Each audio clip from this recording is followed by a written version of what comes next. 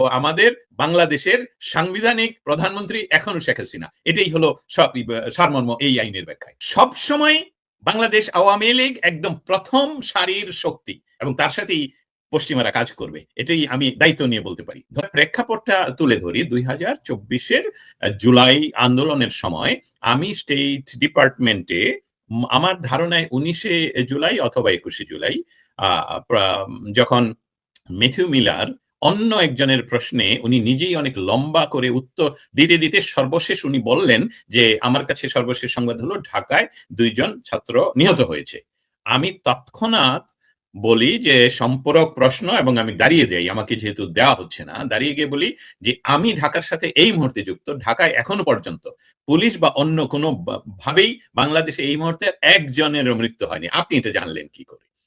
উনি বললেন যে আমি এটা নিয়ে নিলাম, আমি পরবর্তীতে উত্তর দিব। সেই বিষয়টাকে আমি কেন তুলে ধরলাম সেটা আপনাদেরকে আর বিশ্লেষণ করব না, তখনকার পরিস্থিতিটা কি এবং কারা বাংলাদেশকে এই যে সন্ত্রাসী, আমি ইউনূসকেও সন্ত্রাসী বলবো, নিয়ে এই ঘটনাটা ঘটালো। সেই পরিস্থিতি থেকে বাংলাদেশের বর্তমান পরিস্থিতিটা এরকম একটি পর্যায়ে যে বাংলাদেশের সাথে আমাদের যুক্তরাষ্ট্রের যে বাণিজ্যিক চুক্তির কথাটাই আমি মেনশন করব, এই চুক্তিটা করে ফেলেছেন। আপনারা সকলেই বলবেন, সব পৃথিবীর সকলেই জানে, যারা বিশ্লেষক তারাও জানেন, যেটা বাংলাদেশকে বিক্রি করে দেয়া, যেটা শেখ হাসিনা কখনোই করেনি, যেটা আমি মনে করি, আমি এটা মনে করি বলছি যে আমার হাতে প্রমাণ নেই বলে বলছি, কিন্তু আমি দৃঢ় বিশ্বাস করি যে বাংলাদেশ জন্মের পর কোন সরকারই এই ধরনের দেশকে একেবারে বিক্রি করার যে চুক্তি এটা করেনি, এমনকি এরশাদও করেনি। আমি ভুল হতে পারি, কেউ ভবিষ্যতে বলে দিলে আমি এটা সংশোধন করে নেব, কিন্তু শেখ হাসিনা ভারতের সাথে চুক্তিগুলো, এই আসিফ নজরুল, যাকে আপনারা সকলে আই এম সরি ওয়ার্ডটা উচ্চারণের জন্য শার নজরুল বলেন, সে তো প্রমাণ করতে পারলো না তার এই দীর্ঘ মন্ত্রণালয়ে বসে যে শেখ হাসিনা দেশকে বিক্রি করে দিয়েছেন। কিন্তু আজকের যেই চুক্তি, সেই চুক্তিটাকে আমেরিকা বাংলাদেশকে সাথে রক্ষা করতে হলে তারা ইতিমধ্যে প্রতিদিন, আমার কথাটা আমি দায় নিয়ে বলছি, ওয়াশিংটন ডিসি থেকে বাংলাদেশে প্রতিদিন কাজ করা হচ্ছে যে বাংলাদেশের প্রায় 4 কোটি ভোটার যে রাজনৈতিক দলের, সেই দলটিকে বাইরে রেখে আজকের আলোচনার যে মূল কথা, যে আওয়ামী লীগের তৃণমূলকে যদি ফাউন্ডেশনকে ধ্বংস করে দেয়া যায়, তাহলে শুধু নেতা দিয়ে তো একটি রাজনৈতিক দল চলবে না।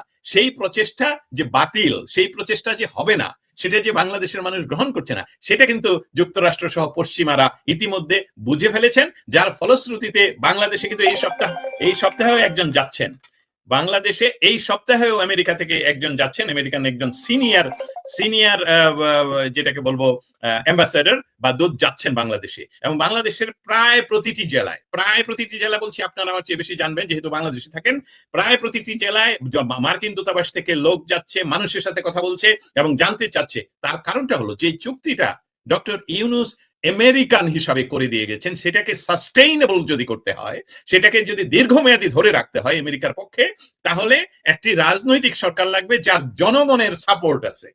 এখন আমি বঙ্গবন্ধু তনয়া শেখ হাসিনার, আমি ওনাকে বিশ্লেষণ করব না, আমি শুধু বলবো উনি সবসময় যে কাজটি করেন, বাংলাদেশ ফার্স্ট, আমার দেশ প্রধান, আমি জীবনের তোয়াক্কা করি না, এটাই হলো ওনার মৌলিক ভিত্তি।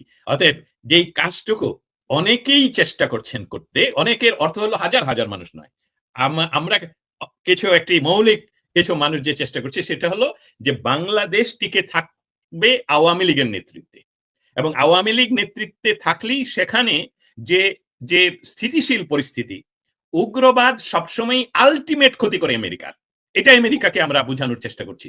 একটি উগ্রবাদী রাষ্ট্র, তারা সেখানে সবসময় আলটিমেট শত্রু, তাদের প্রধান এবং শেষ শত্রুটাই হলো আমেরিকা।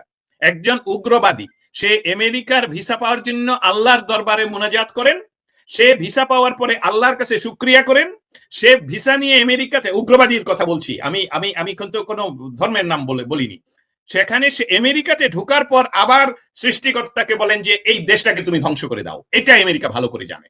এবং সেটার জন্য বাংলাদেশের রাজনৈতিক যে ফ্যাব্রিক, বাংলাদেশের রাজনৈতিক ফ্যাব্রিককে সবসময় বাংলাদেশ আওয়ামী লীগ একদম প্রথম সারির শক্তি, এবং তার সাথেই পশ্চিমারা কাজ করবে, এটাই আমি দায়িত্ব নিয়ে বলতে পারি। আপনার দর্শক শ্রোতাদেরকে অসংখ্য ধন্যবাদ জানাচ্ছি আমাদেরকে শোনার জন্য, প্রশ্ন করার জন্য। এবং আজ এখন যে গুরুত্বপূর্ণ প্রশ্নটা, রাষ্ট্র এবং রাজনৈতিক দল এবং রাজনৈতিক দলের তৈরির ইতিহাস সবগুলোতে গেলাম না। আমরা যখন একটি রাষ্ট্র ব্যবস্থা কিংডম থেকে গণতান্ত্রিক রাষ্ট্র ব্যবস্থায় আসি, পশ্চিমা দেশগুলো, স্পেশালি আমি বলবো ইউরোপিয়ান দেশগুলো, কিন্তু সিম্বলিকলি তাদের রাজাদেরকে রেখে দিয়েছেন, কিন্তু রাজাদের তেমন কোনো শাসনাধিকারী নাই। আমাদের ওই দেশগুলো আসলে পরিচালনা করে রাষ্ট্রের যে কাঠামো, স্বাধীন কাঠামো, সেসবগুলোই পরিচালনা করে। সেই কাঠামোতে যারা পরিচালনার জন্য যে হিউম্যান এন্টিটি যুক্ত হয়, তারা হয়ে আসে নির্বাচিত, জনগণ দ্বারা নির্বাচিত।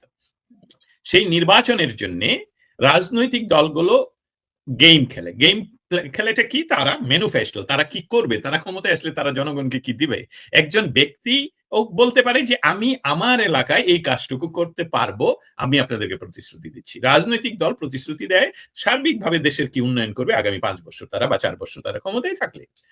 সেটা এসে তারা যখন সেই রাষ্ট্রের সেই প্রতিষ্ঠানগুলোর প্রধান হয়ে বসেন, তখন কিন্তু সে আর রাজনৈতিক দলের হয়ে বসেন না, বসেন সমগ্র দেশের পরিচালক হিসাবে। এবং সেটাই রাষ্ট্রের সুষম পরিচালনার পদ্ধতি এখনো পর্যন্ত যেটা চলছে। রাষ্ট্র আমাদের মানুষের মতন বলুন বা উদ্ভিদের মতন বলুন, রাষ্ট্র জীবিত, চলমান। এটা আজকে যে রাষ্ট্র ব্যবস্থা, এটা আগামীকাল নাও থাকতে পারে, নতুন রাষ্ট্র ব্যবস্থা আসবে সেই সময়ের মানুষের সাথে আরো অগ্রাধিকার ভিত্তিতে। এখন রাষ্ট্রের সাথে যদি রাজনৈতিক দল, যাকে জনগণ ভোট দিয়ে ক্ষমতায় বসালো, সেটা যদি ওই দলের হয়ে পড়ে, তখন তো এটা সাংঘর্ষিক হবেই, সেটাই বাস্তবতা। সেটাই করেন বাংলাদেশের অন্যান্য রাজনৈতিক দলগুলো যখন ক্ষমতায় যায়।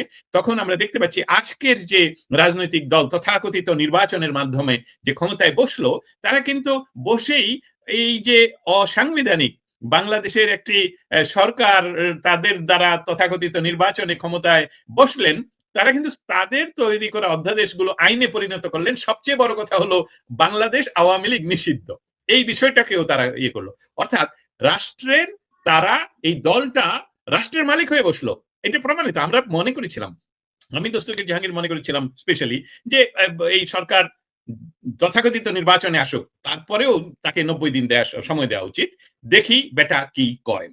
কিন্তু এখন প্রমাণিত হলো আপনার এই প্রশ্নের, যে এই রাষ্ট্র আসলে এই রাজনৈতিক দলটি আরেকটি উগ্রবাদী রাজনৈতিক দল, যেটা হলো বাংলাদেশের স্বাধীনতা সংগ্রামের বিরুদ্ধে পাকিস্তানি ফোর্সের অক্সিলিয়ারি ফোর্স হিসাবে কাজ করেছেন, তাদের সহযোগিতায় দেশকে বেদখল করেছেন।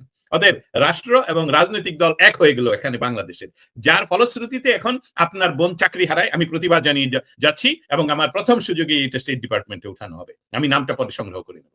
তার পরবর্তীতে এবং দাবি জানাচ্ছি যে আমার দায় আমার সন্তানও নেওয়া উচিত তো না। এটা কোনো আইনের, পৃথিবীতে 3টি আইনের কালচার রয়েছে, একটি হলো কমন ল কালচার, একটি হলো সিভিল সিস্টেম অফ ল, আর একটা হলো শরিয়া। কোনোটাতেই আমার যে দায় আমাকেই নিতে হয়, আমার যদি সেটা শিশু না হয়, সেটা আইনে তার যদি অধিকার না জন্মায়। অতএব এসবগুলো হলো বেসিক, সেই বেসিকটাই বাংলাদেশে এই ডক্টর ইউনূস নষ্ট করে দিয়ে গেছেন। বেসিক বাংলাদেশের সমস্ত আইনের যে মূল ভিত্তি, মিনিমাম ভিত্তি, সেটা উনি ধ্বংস করে দিয়ে গেছেন, যাতে করে আমরা আগামী 100 বছর ওইটা ঠিক করতে না পারি। যার জন্য সে আমাকে যদি এই মুহূর্তে আপনি আমার ফ্রন্ট লাইনে নিয়ে আসছেন, আপনি কিন্তু ইচ্ছা করলে আমাকে এখন ব্যাকস্টেজে নিতে পারেন, আমি তখন আপনাদেরকে দেখবো, কিন্তু ব্যাকস্টেজে আমাদের যে যিনি পরিচালনা করছেন, তিনি ইচ্ছা করলে আমাকে সরিয়ে দিতে পারেন। ডক্টর ইউনূস এই কাজটা করার চেষ্টা করছেন এখন। কিন্তু আমি মৌলিক কথায় আবার ফিরে যাই, যে প্রশ্নটা ব্যারিস্টার নিজম মজুমদার সংযুক্ত করলেন। পশ্চিমা বিশ্ব ইতিমধ্যে জেনে গেছে যে বাংলাদেশের এই বিষয়টা আসলে এইভাবে চলবে না। সেখানে চলতে হলে, রাষ্ট্রকে চালাতে হলে, বাংলাদেশের যে সবচেয়ে বেশি মানুষ যে রাজনৈতিক দলের সাপোর্ট করে, যে রাজনৈতিক দলের প্রতি শুধু সাপোর্ট না, তারা এটাকে ধারণ করে, তাদেরকে বাদ দিয়ে এই রাষ্ট্র তো পরিচালনা করা সম্ভব হবে না। ব্যারিস্টার নিজুমদার যে আরেকটি বিষয়, মানে আমি বলবো যে আমারও ছিল, মানে পারিল এটা কেমন সেটা জানতে। Thank you so much. Iran কি পৃথিবী অ্যাফোর্ড করতে পারবে কিনা, সেটা ছিল আসলেই ইউএস এম্বাসির মাথা ব্যথা। কারণ যেই ছেলেদেরকে এখনো আমরা করছি, তারা যাদের হয়ে কাজটুকু করছে, এমনকি এখানে মাইকেল রুবিন ন্যাশনাল প্রেস ক্লাবে আমার আয়োজিত একটা সেমিনারে উনি বলেছেন যে আমি ওয়াশিংটন ডিসিতে বারবার তুলে ধরছি যে আপনারা যেটা করতে যাচ্ছেন, যে জামাতকে ওখানে বসাতে যাচ্ছেন, ও তো সন্ত্রাসী দল। এই দল ক্ষমতায় গেলে তো আরেকটা ইরান বসবে, সেখানে আরেকটা ইরান হয়ে বসবে, যেটা আমরা আবার ইরানকে আমরা মনে করেছিলাম যে আমরা যে কোনো সময় ইরান দখল করব, ইরান ধ্বংস করে দেবো, অমুক করে দেবো, তমুক করে দেবো। তো হচ্ছে না, কখনই ঘটাতে পারছি না, এটা 55 ইয়ার্স। সেখানে আমি সেদিন ওনার সাথে বলেছিলাম যে আপনি যেটা বলছেন আপনি এটা গবেষণা করেন। আমি একজন জার্নালিস্ট হিসেবে আমি দেখতে পাচ্ছি দুইটা উদাহরণ। প্রথম উদাহরণ হলো দ্বিতীয় বিশ্বযুদ্ধের পর ইলেকশনের মাধ্যমে, নির্বাচনের মাধ্যমে কমিউনিস্টরা ক্ষমতায় আসে ইস্ট ইউরোপে, একদম গণতান্ত্রিক নির্বাচনের মাধ্যমে। কোন ধরনের রেভলিউশন হয়েছে বলশেভিক রেভলিউশন ইন রাশিয়া, কিন্তু ইউরোপের যে, আমি যেমন চেকোস্লোভাকিয়াতে ছিলাম 18 বছর, তা সেই ইতিহাসটা আমি জানি, সেখানে আমি আইনশাস্ত্র নিয়ে মাস্টার্স করি। সেই ইতিহাসটা হলো এই যে একটি নির্বাচনের মাধ্যমে দ্বিতীয় বিশ্বযুদ্ধের পর এই হাঙ্গেরি সহ চেকোস্লোভাকিয়া এই রাষ্ট্রগুলোতে, বুলগেরিয়া এই রাষ্ট্রগুলোতে, পোল্যান্ড রাষ্ট্রগুলোতে কমিউনিস্টরা ক্ষমতা দখল করে। তাদেরকে ক্ষমতাচ্যুত করতে 55 ইয়ার্স অপেক্ষা করতে হয়েছে, ওভার 50 ইয়ার্স। আর ইরানকে তো এখনো চেষ্টা করে যাওয়া হচ্ছে।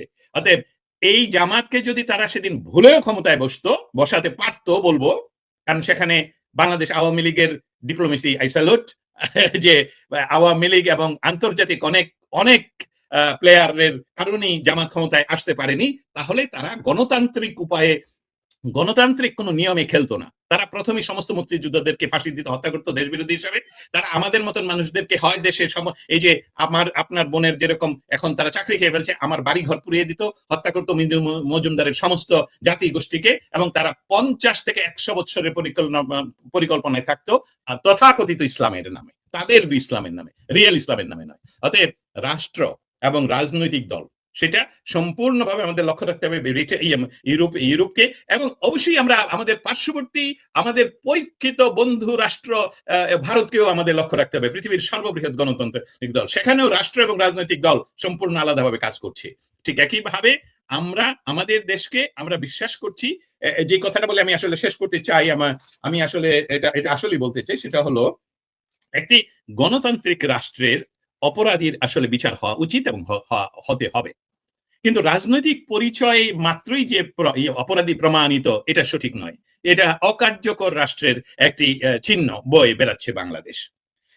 একটি দলটিকে নিপীড়নের বিরুদ্ধে দাঁড়ানোর পাশাপাশি, আমি আওয়ামী লীগের কথা বলছি, আমাদের দলের বাংলাদেশ আওয়ামী লীগের গত 15 বৎসরের তারা রাজনৈতিক ক্ষমতা থাকাকালীন সময়ে দেশের এত উন্নয়নের পরেও একটি বিরাট গোষ্ঠী, যারা জেনজি বলা হচ্ছে, তাদের ভেতরে কেন এই ধরনের উগ্রবাদের সঞ্চার ঘটলো, সেটাকে আমাদের খুঁজে বের করতে হবে। তার সাথে সাথে এই মুহূর্তে বাংলাদেশের সমস্ত জনগণের উপর যে অত্যাচার, অনাচার এবং নিপীড়ন করা হচ্ছে, সেটার প্রতিবাদ প্রতিনিয়ত করতে হবে। আরেকটি ছোট্ট ঘটনা তুলে ধরি, যেটা আমাদের বন্ধুরা ঢাকার একটি অঞ্চল থেকে জানিয়েছেন যে তারা সেখানে স্থায়ী বাসিন্দা 50 ইয়ার্স ধরে। 50 ইয়ার্সে তাদের ঘটেনি যে কন্টিনিউয়াসলি হোল ডে তাদের গ্যাস থাকে না, একদম গ্যাস বন্ধ। রাত্র 2টা থেকে বা রাত্র 1টা থেকে সকাল 4টা পর্যন্ত ফুল গ্যাস থাকে, আবার সকাল থেকে বন্ধ হয়ে যায়। আমরা বুঝতে পারছি দেশটা বিক্রি কিভাবে হয়ে গেল, তাদের যাতে গ্যাস কিনতে হয় বাইরে থেকে। অতএব এই হলো বর্তমান পরিস্থিতি, সেটার প্রতিবাদ করতে হবে রাজনৈতিক সংগঠনকে। আওয়ামী লীগকে নিষিদ্ধ করা যায় আইন করে, বহুবার করা হয়েছে, কিন্তু আওয়ামী লীগকে ধ্বংস করা যায় না এবং ধ্বংস হচ্ছে না। জয় বাংলা, জয় বঙ্গবন্ধু।